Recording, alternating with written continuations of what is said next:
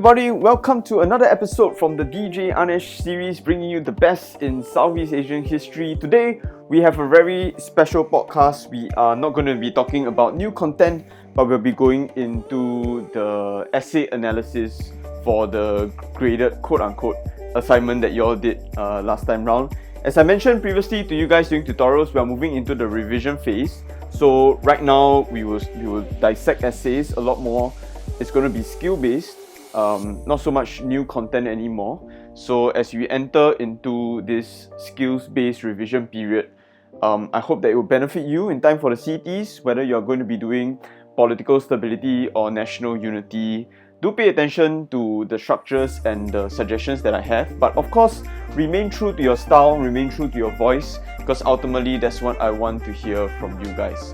Speaking of voice, we are now in full swing of the elections. At the time of this recording, I've just finished watching the nomination day proceedings. Today's the 30th of June. 30th of June, and the nominations, pretty exciting stuff that we saw unfold during the course of the morning and the early afternoon.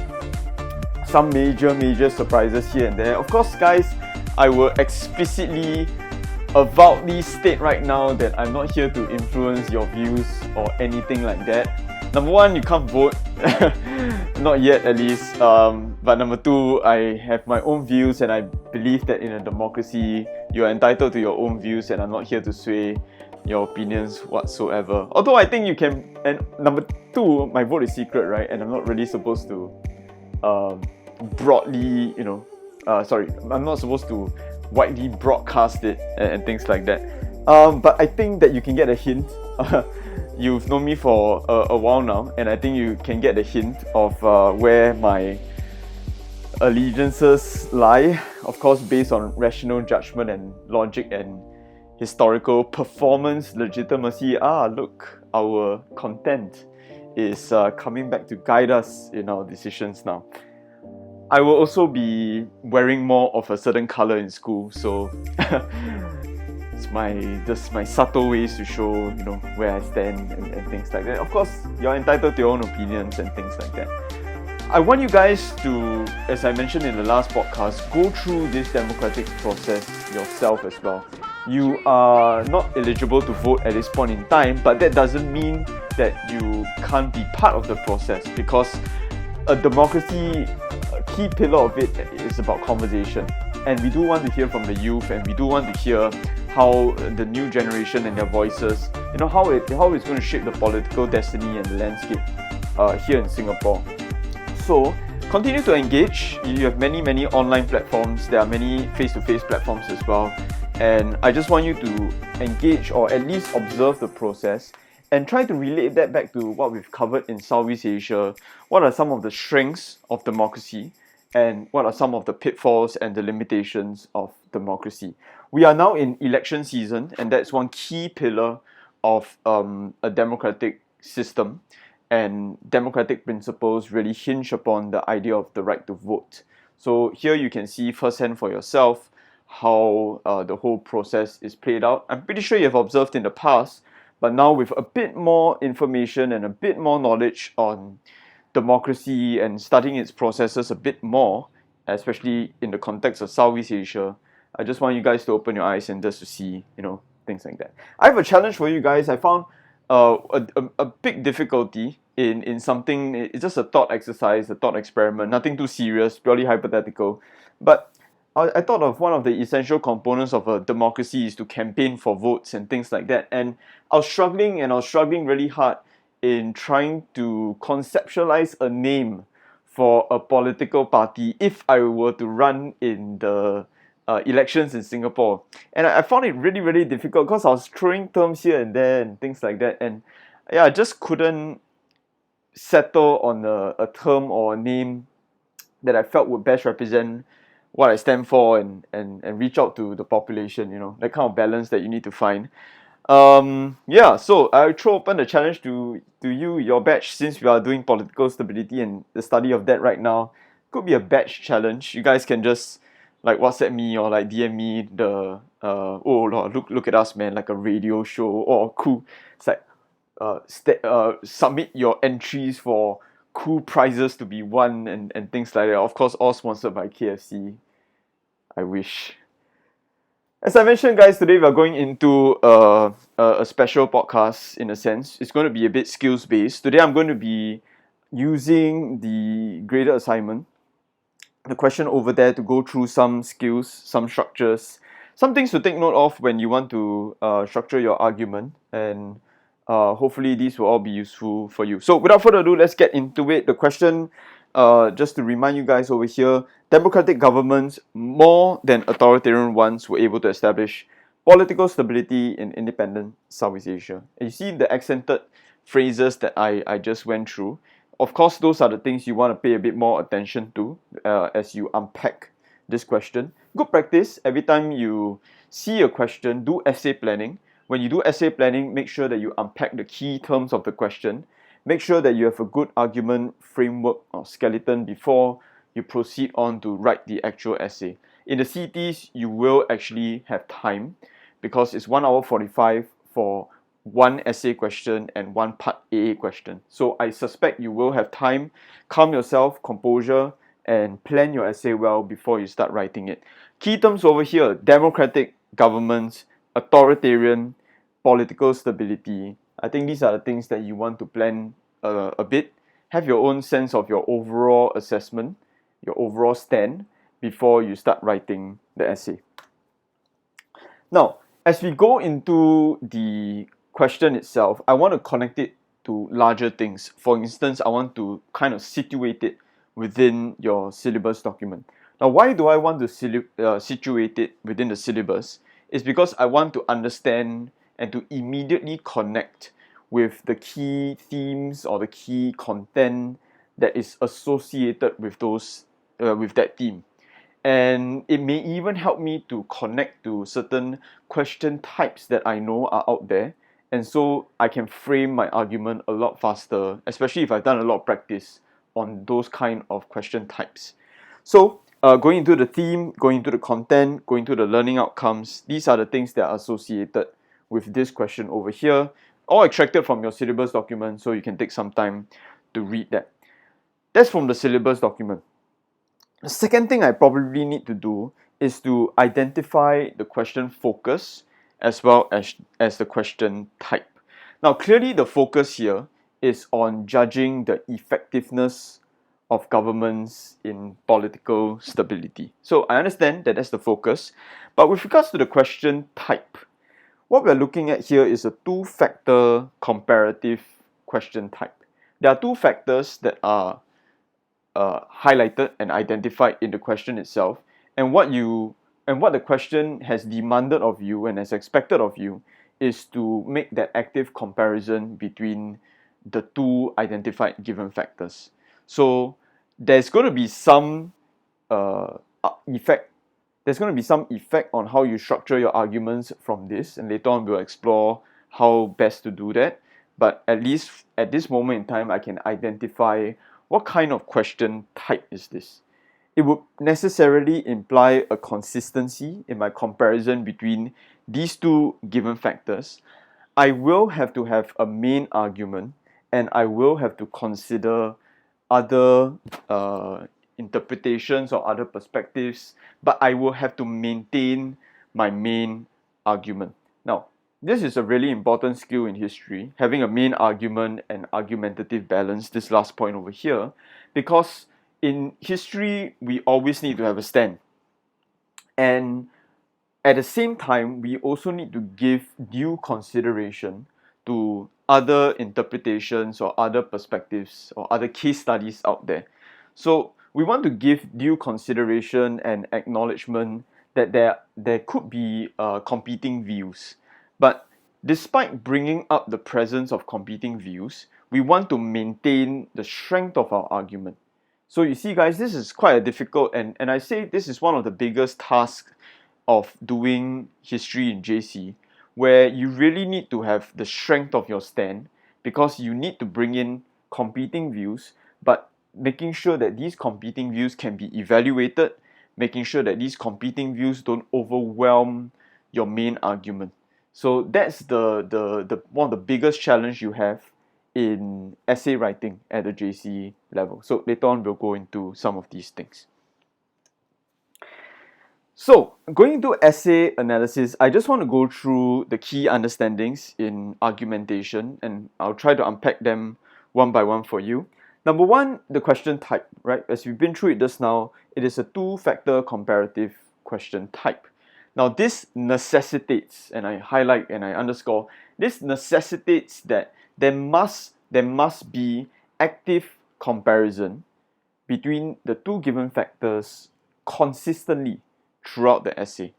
Now, active comparison, what exactly does this mean? That means to say that right from the TS of every paragraph that you have, you probably need to identify a point of comparison between authoritarian governments and democratic governments. And these points of comparison will be seen in every paragraph that you have, but they will be distinct. So the points of comparison, you have to think of enough unique ones in order to continually run comparisons between authoritarian governments and democratic governments. By the end of the day, there might be different points of comparison, but at the end of the day, you will still have your main stand. You will be either aligning to authoritarianism or you're aligning to democracy. So keep in mind that every single paragraph that you have has comparisons, but at the end of each paragraph, and especially at the end of the essay, there should be a clear leaning and that should be a clear overall stand towards either side of it. Now, as you run your comparisons, make sure that the second point over here, you have your basis of comparison. So what the basis of comparison is that you identify certain common features or comparable features that serve as benchmarks in order to make your comparison. So here you're setting a common base in order to make your comparisons more equitable, more understandable, more fair, more accurate, and all those kind of things. So later on, I'll be giving you some examples as to what can serve as the basis of comparison. So that can help you to structure your TS. That can help you to make sure that your points are unique from one another as you go down the essay, so that you don't really have that kind of repetition, which there's nothing wrong, but it's just, you're not introducing more points. The third thing over here, very important, I'm sure you heard this term before, is called criteria. And over here, what you will need to do throughout the essay is criteria setting.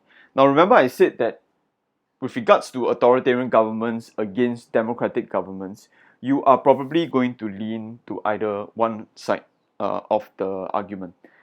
Now, in order to prove whether authoritarian governments or democratic governments are more effective in establishing political stability, you probably would need to introduce criteria to make those kind of judgments.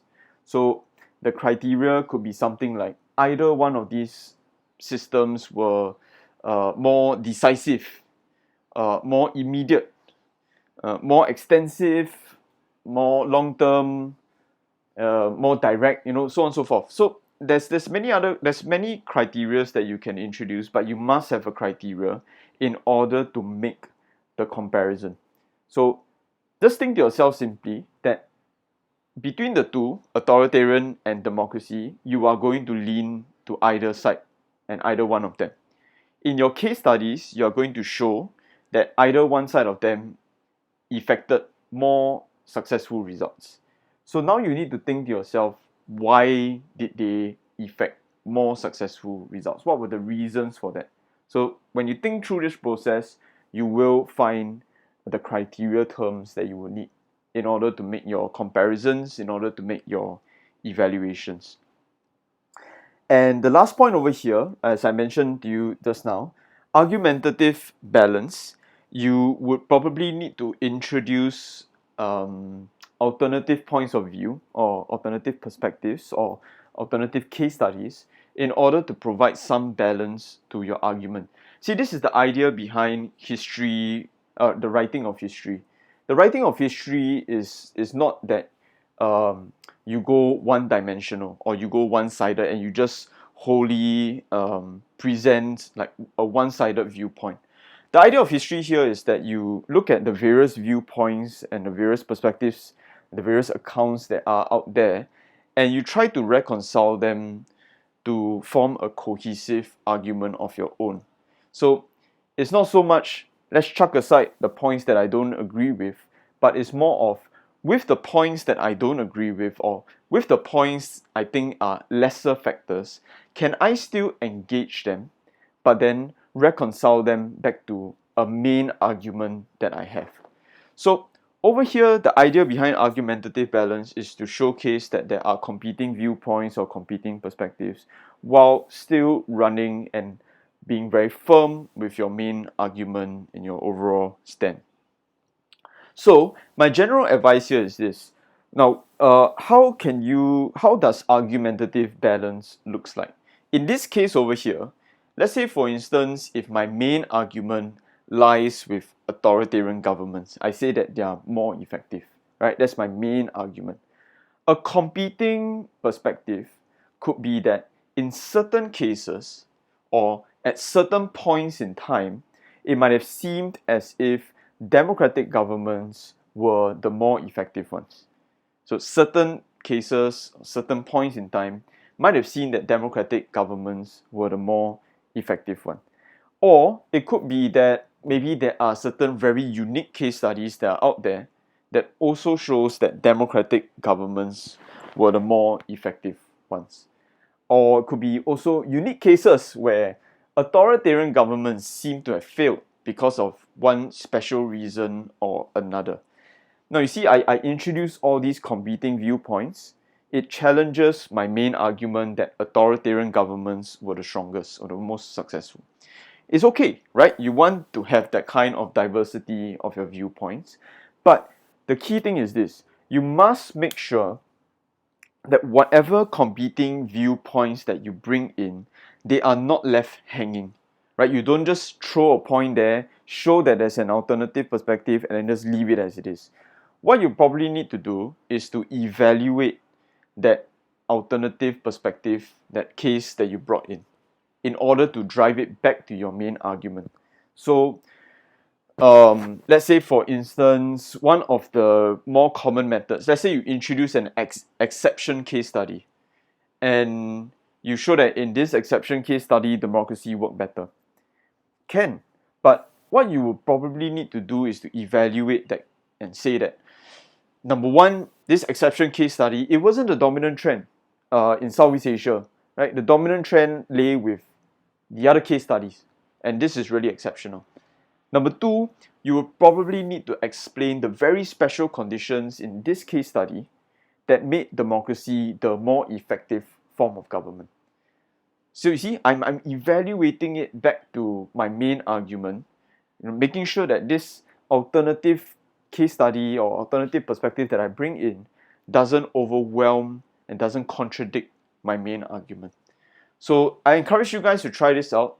I think most of you understand that you need to bring in contrasting perspectives, but I think that in general the cohort needs to pay a bit more attention to the evaluation of these contrasting perspectives that would bring it back to your main argument.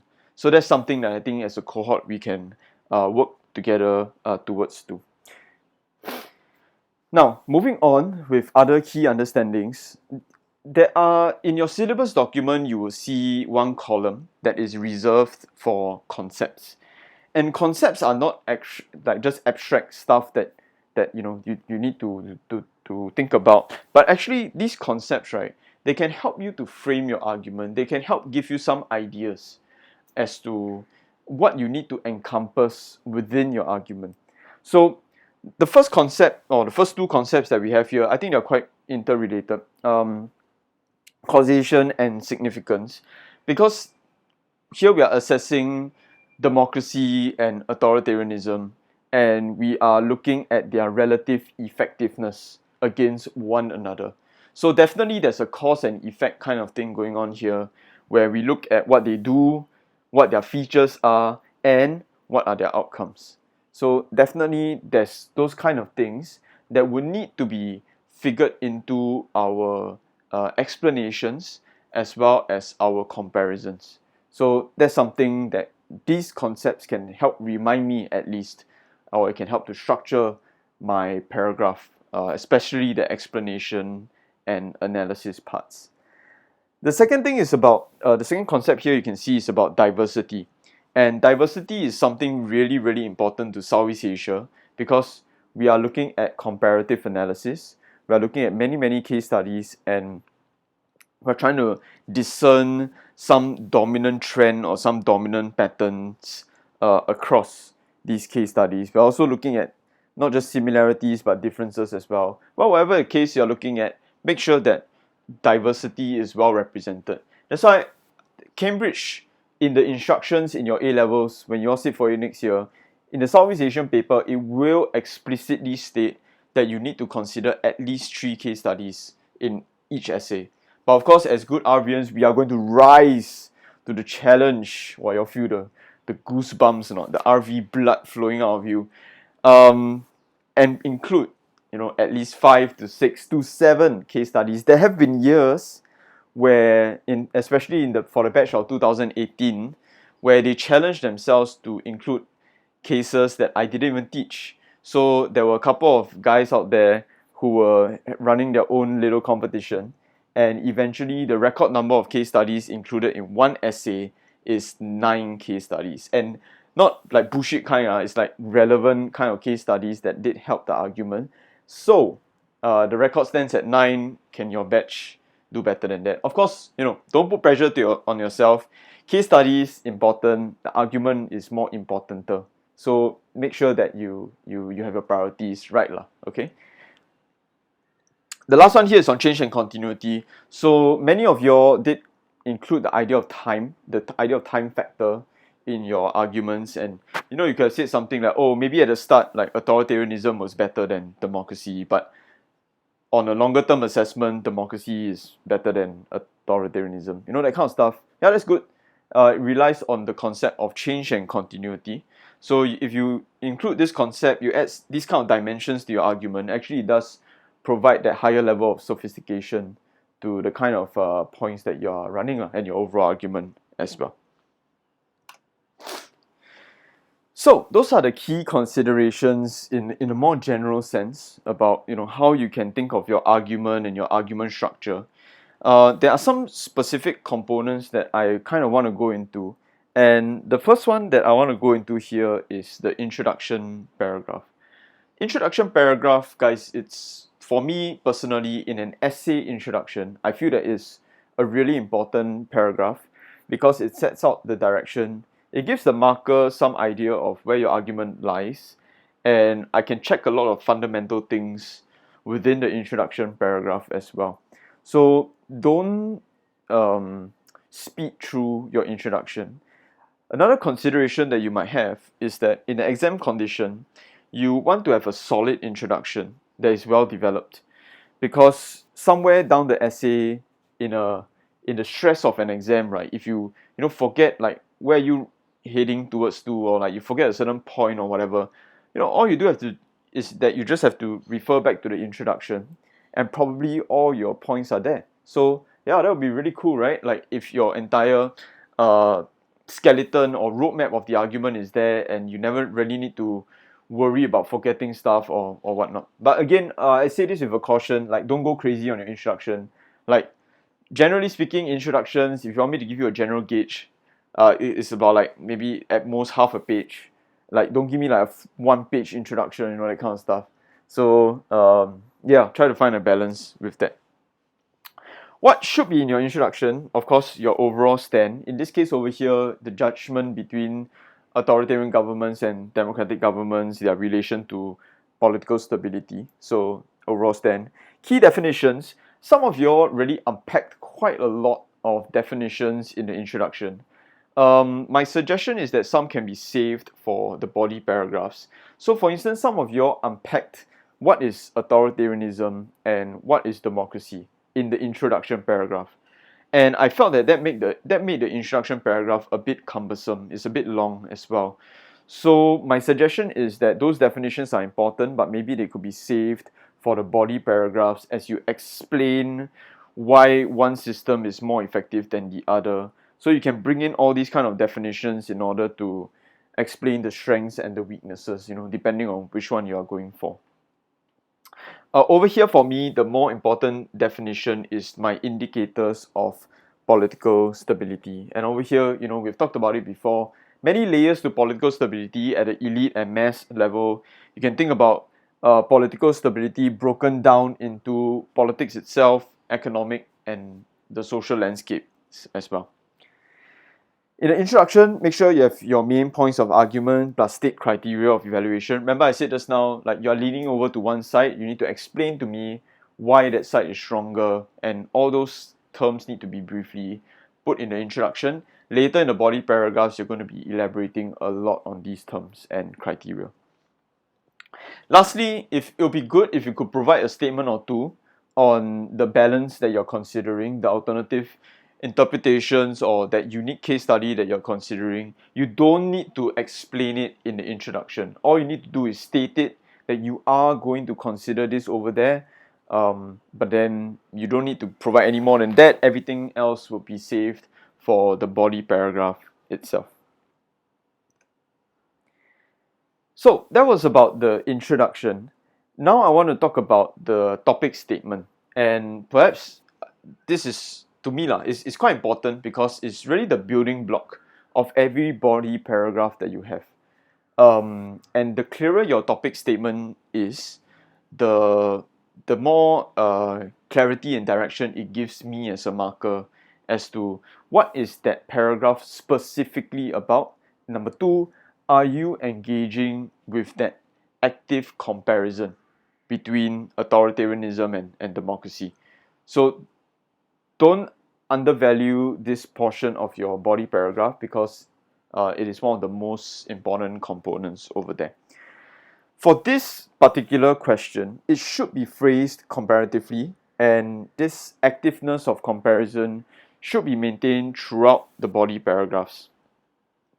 I know the term here is TS, and some of y'all, so we call it topic statements. So some says like topic sentences, or some even call it like thesis statements. Okay, either way, it doesn't really matter. The idea here is that you're introducing a point, and sometimes when introducing a point, you can go into it for more than one sentence, right? Don't be restricted by the idea of statement. Okay, you should ideally spend some time unpacking the point because it's a unique point, right? And you want to explain like what is this point all about, provide some explanations. All this should be done before you go into your case studies presentations. So within a paragraph, I would suggest that you have a bit of clarity and explanations at the front of the paragraph before you go into the case studies and the comparative analysis over there. So over here, I have a sample for you. Let's go through this together, and there are specific reasons why I color-coded some of the terms that you see over here. So okay, I'm just going to like lean towards the authoritarian government side, purely hypothetical, not a reflection of my own political inclinations, but let's just go with hypothetics here. Authoritarian governments, more than democratic ones, were able to establish and sustain governmental continuity on a longer term basis. Now, let's go through some of the colored highlights over here. Number one, more than. You see, right from the opener, I already introduced that activeness of comparison between my two factors. And I do that by establishing a kind of a stand that authoritarian governments, to me, is able to establish political stability more than democratic ones. So it's just a statement, it's just a stand over here. Establish and sustain governmental continuity. Remember when we talked about the unpacking of the various aspects of political stability? Now this one over here on governmental continuity is looking more at the elite side of things. So I am specifying this aspect of political stability that I'm going to specifically look at in this paragraph over here. So Number one, it makes the point of this paragraph very scoped, very clear. And number two, it will help you to distinct this paragraph from later paragraphs, which could be focusing on other aspects of political stability and the comparisons over there.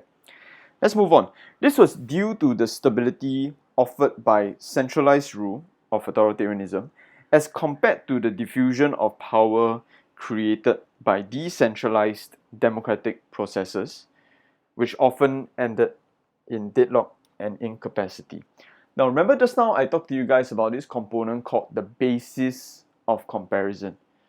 And when you find a basis of comparison, when you're trying to search for one, make sure that it is something that is comparable and it is common between the two things that you're trying to compare. So over here, I'm looking at the style of governance. I'm looking at how I'm looking at the decision-making process. And you can see the terms are quite oppositional to one another. Centralized forms of rule and centralized forms of decision-making against decentralized forms of rule, decentralized forms of decision-making. So this is the kind of basis of comparison that I have, and based on this basis, I'm going to say that authoritarian governments and their style of rule delivers political stability more effectively than democratic ones. Centralized rule, on the other hand, tended towards the consolidation of the structures of power in the country, thereby entrenching the government's hold over the elite levels of politics, and were hence more durable. The kind of like orange stuff that you see over here that are highlighted is looking at more of the outcomes. So remember, when I want to prove effectiveness, and especially when I want to compare effectiveness, I mean, definitely I have to bring in the outcomes as well. These outcomes, they are tied to political stability. You want to bring in the outcomes in order to have that confirmation and to have that kind of evidence of your comparison of effectiveness. So those are what that's about. So you can see over here the topic sentence number one. I mean, it's clearly more than one sentence, and you can see it unpacks it quite a bit. And this is the kind of things that I would encourage you guys to do, where you explain the point a bit more and you give that clarity of the comparison a bit more.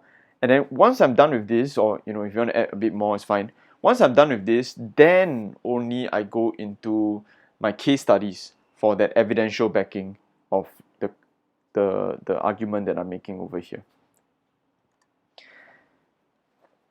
Right? So that was an example that I gave on a particular basis of comparison, going into those two factors over there and looking at centralized versus decentralized forms of rule. But there are other possible bases of comparisons as well. Remember, I said that each paragraph and each TS should be distinct from one another. So like over here, if you're going to run like the centralized versus decentralized thing, try not to repeat that in an identical way going down the essay. Try to find the other points of comparison. Okay, so going into it, number one over here you can see parliamentary processes against centralized decision making. So this one really looks at the kind of like system of decision making that they have, parliamentary processes against more closed off forms of decision making. The kind of tools that each of these systems of governance they tend to use. So authoritarian forms of control against democratic forms of control, which one leads to more effectiveness at political stability, especially considering also which one is more durable, which one is more a sustainable form of control. So these are things you guys want to think about as well. The last one, relative comparison of credibility and the dominant political culture, looking at which one is a more established form of rule in the country and with the people, whether it aligns to their political mood, their expectations, the atmosphere over there, the culture, the political culture over there.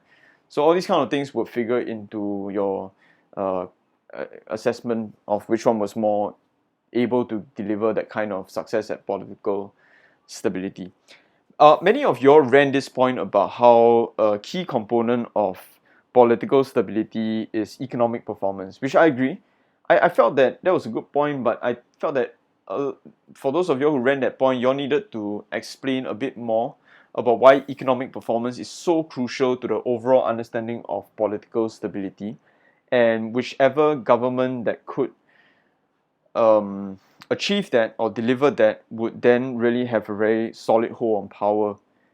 So I just wanted that bit more explanation on the special quality of the realm of economics and how that could have figured greatly into calculations of political stability.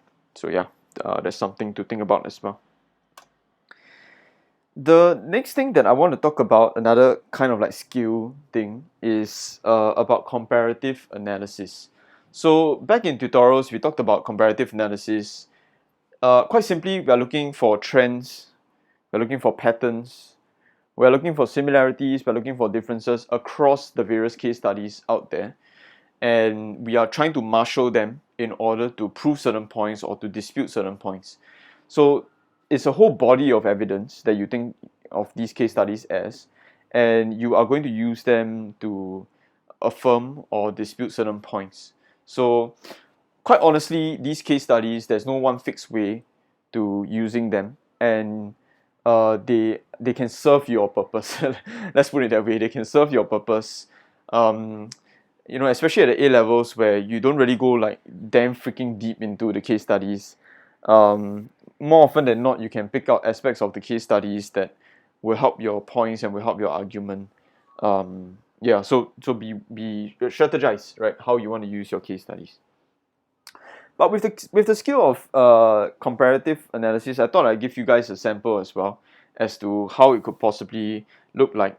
The first one over here that I'll talk about is if you want to do CA, finding similar case studies in order to prove a point. So the key example here is driven by finding similar case studies. So let's say, for instance, my TS over here, authoritarian methods of control were more effective than democratic ones. So quite like the hypothetical argument that I ran just now, authoritarian better than democracy. Let's go into it. This was widely repeated and seen in the case studies of Burma, Indonesia, and Thailand. I can introduce the spread of the cases that I'm going to consider right from the mini TS of this evidence part. So case studies of Burma, Indonesia, and Thailand, especially when it came to security threats from the ethnic insurgencies and other radical groups like the communists in the earlier phases of independence. So quite focused on this point over here, looking at how authoritarianism and authoritarian governments could better control these kind of security threats. A dominant trend across these case studies saw the military tools of control, saw the military being used in a decisive and conclusive manner. Criteria terms over there, decisive and conclusive manner, such as when, okay, then maybe you want to surface, oh, in Burma, this happened. Oh, in Indonesia, this happened. Oh, in Thailand, this happened. Like, go more in detail, the detailing of your case studies. This was in sharp contrast to their predecessor democratic governments, which largely found themselves incapacitated by democratic institutions, processes, and multi-party politics, such as when, okay, same thing, go into Thailand, Burma, Indonesia, the problems with democracy previously. Comparing the relative outcomes of political stability in terms of social order and public safety, so this is the aspect of political stability that I'm looking at over here, social order and public safety, we can see that, okay, then you reaffirm once again that authoritarian governments with their harsher forms of control were better than democratic ones in their softer forms of control, which often led to more problems or incapacitation. So that is how you can organize case studies in order to support a point. Actually, over here you can see that not only did I group together case studies that showcase strong authoritarianism, but these three case studies, their predecessor democratic governments were problematic. So it can be a duality if you think about it in this way, but it is still something, trends that are common and they are seen consistently across Burma, Indonesia, and Thailand. So that's why I grouped them together in this way. Now, the other example that I have for you over here with regards to comparative analysis is if you want to identify contrasting case studies in order to show alternative perspectives or exceptions. So over here, the TS, democratic forms of governance were more effective than authoritarian ones in some cases. So in this portion over here, it's going to be concentrating more on the democratic strengths and the kind of value that they bring to political stability.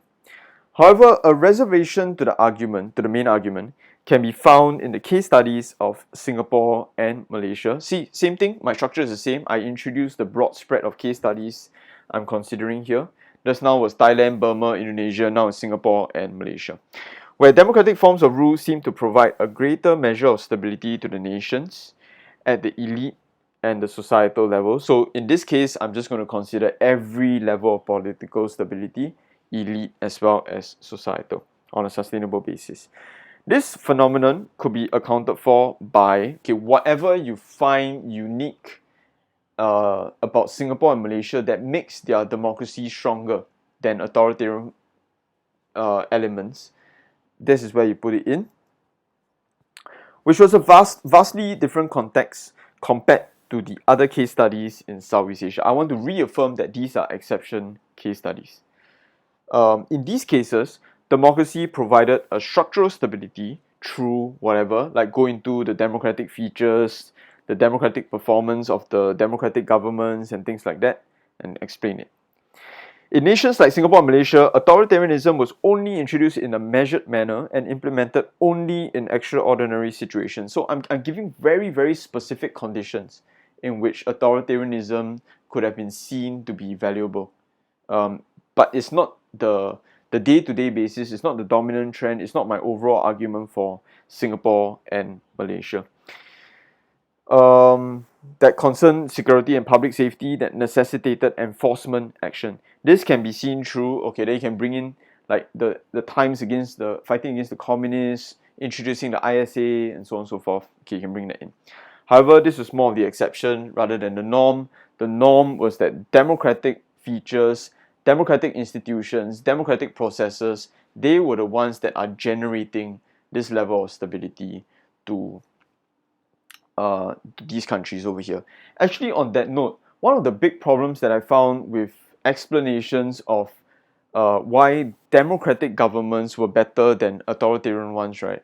I felt that not many people in the cohort considered democracy itself, its tools, its institutions, its processes, as the chief tool or chief weapon that democracy has. Because many of you all tried to see things like national ideology or economic performance and so on and so forth as things that democratic governments tended to lean more towards to, which, okay, like fair enough, but those aren't exclusively democratic tools. Authoritarianism and authoritarian governments can use those kind of things as well. So what really makes democracy unique is democracy itself. It's the main tool that they have, is the main kind of strategy, and it's the main kind of process that can deliver or cannot deliver the stability. Up to you, whichever one you want to see. But you must go into the democratic features and build that into your explanations and your comparisons, because I feel that that's really important. Not many people in the cohort did that this time round, so that's something that we as a cohort can work towards too as well. So these are some pointers that I have for you going into this essay. Of course, with your own scripts, you might have like other things, but I think generally these are the big things that I wanted to cover. You will notice that in my marking, I use a lot of shorthand. So I've, done up the legend here for you, and you can take a look. I might have missed out like one or two, but if you don't know what I have written as a shorthand, just like message me and I'll clarify for you. But I think these are the general ones that I have introduced. Over there.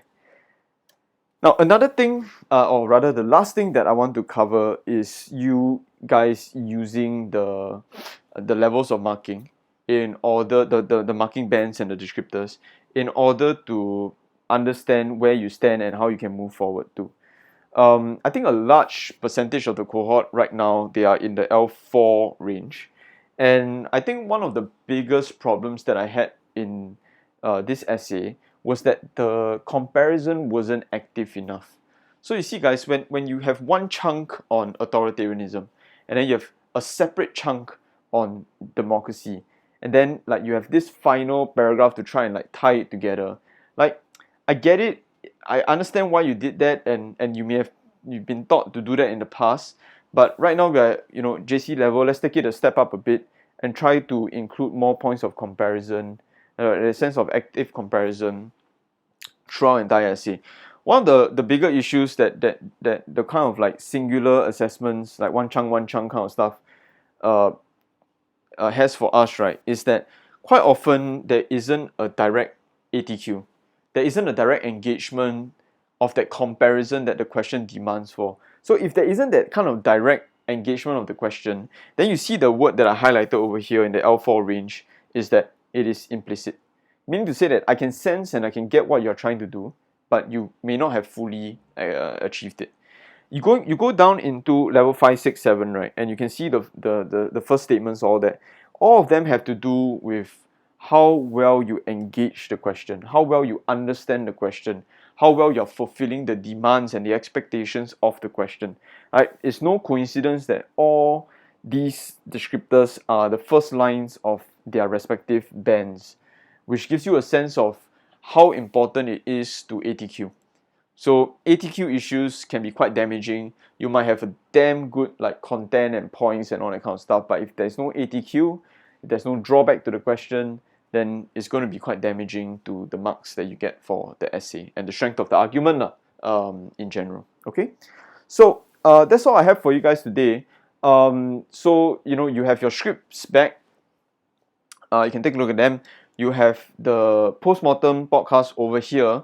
On top of that, I will be releasing some essays that I thought were well done from your cohort, and also one student reference essay from a previous cohort. So I hope that with these kind of reference essays, you can get a sense of the argumentation, the types of possibilities out there. Hopefully, can provide you guys with more support as well. For tutorials this week, we are going, as I said, we're in revision period, so we are going more into skills and essay skills and all that. I'm going to be bringing some essay questions to class. I'm going to be figuring out some outlines, and then you can ask more skills-based questions or even content ones over there as well. So yeah, nothing specific to prepare for tutorials, but I hope that you have started your revision, especially with content and that kind of stuff. In tutorials itself, I just want to, in a sense, test your on-the-spot responses to the questions I'm going to bring to class. So you must be at least content prepared for the tutorials that are coming from this week onwards. Okay. Yeah. So cool. I will see you guys soon, and in the meantime, take care. And DJ Anesh out.